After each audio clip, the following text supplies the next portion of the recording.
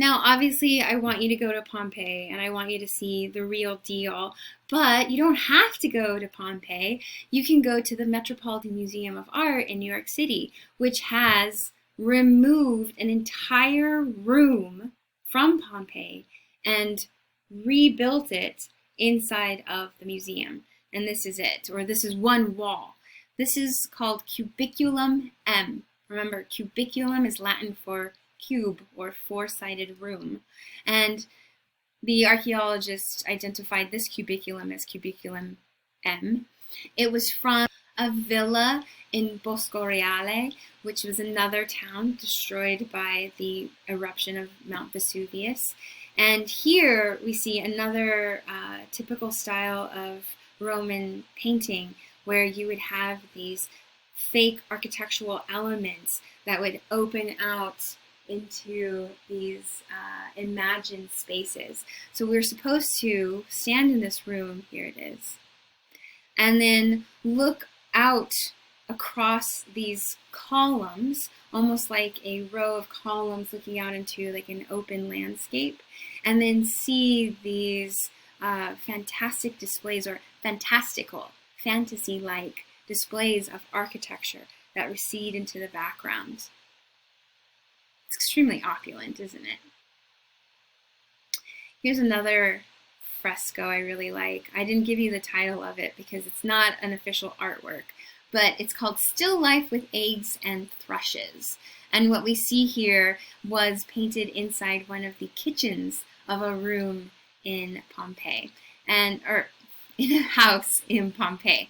So just imagine you're in your kitchen and you look, and then there's this fake kitchen wall where you see some eggs and you see some towels hanging on the wall itself. It's so beautiful, right?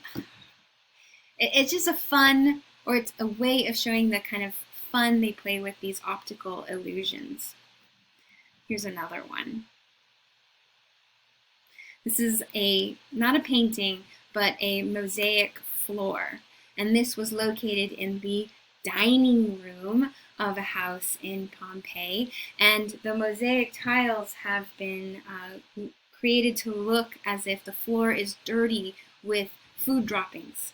And the food droppings, if you look a little closer, these food droppings are all very expensive items of food. They're different sea creatures. We've got crabs and lobsters and mollusks. We have some grapes. All of the items on the floor are all expensive foods. So the indication here is that you've had this feast of all this fancy food, and this is the leftovers, and you don't care that they fell on the floor. Oh, we just had a grand old time after this meal. And then look at who's coming to pick up the scraps. Little mouse. It's so fun, it's so playful, right? They're so revealing of everyday people and everyday lives. I have one more, and this is your official artwork for this video. This is Portrait of a Married Couple. And we call it a portrait of a married couple.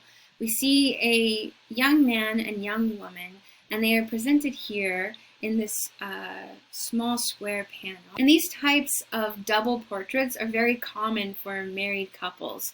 We see the man holding under his chin this rolled scroll, and then the woman, she is holding in her hand two panels of wood that are connected by this hinge, and she's holding in her next to her lip a stylus.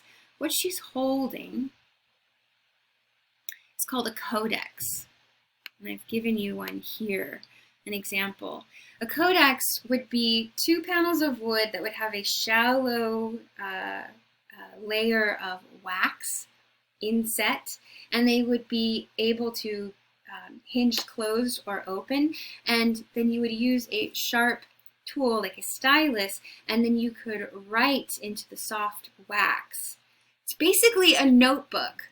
For quick notes, you would be like, and then after you've copied the notes onto a more permanent thing, like a scroll, you could go with the wax and erase by rubbing the wax smooth again.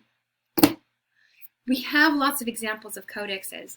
The reason I bring this up with the portrait of the married couple is because the woman is holding this codex and stylus. So what is it telling you about this couple? Are they well educated?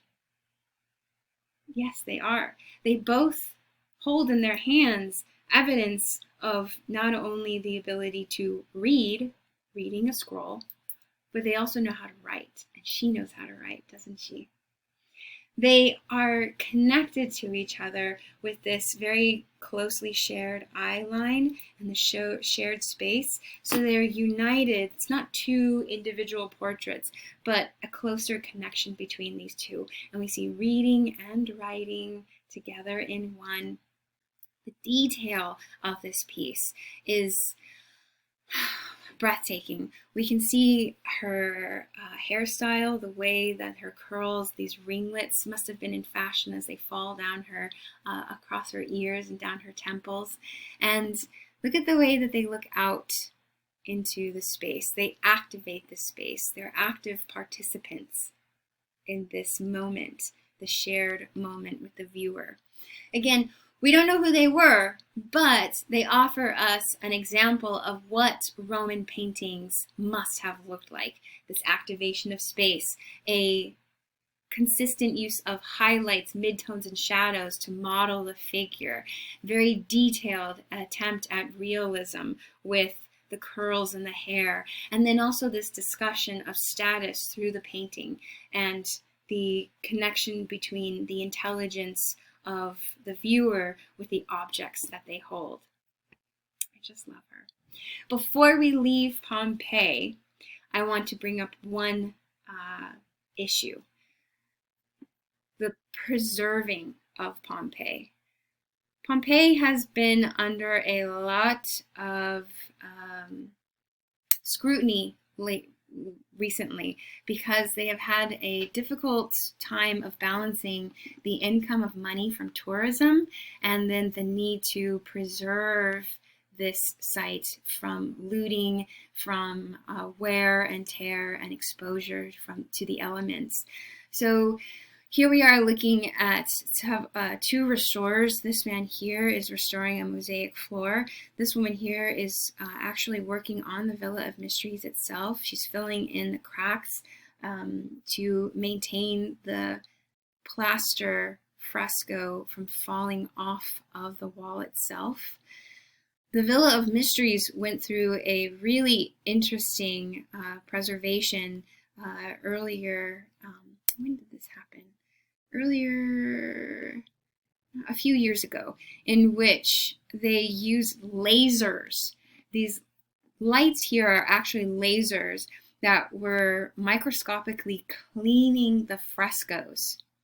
And here we have the measurements of one of the side rooms outside of the main dynastic mystery room in the Villa of Mysteries.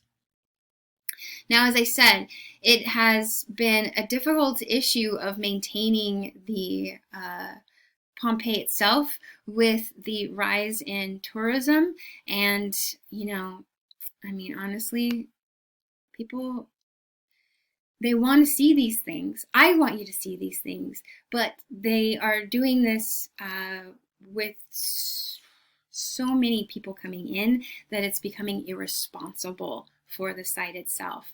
And so it's a difficult question of how much tourism should be allowed to maintain interest and honor and understanding of the ancient world, but also to preserve and protect the ancient world. And I'm going to say it again. If you're interested in chemistry and you like art, think about a career in art restoration. You can head over to Pompeii and help preserve Pompeii for us. Huh? Yeah? Yeah?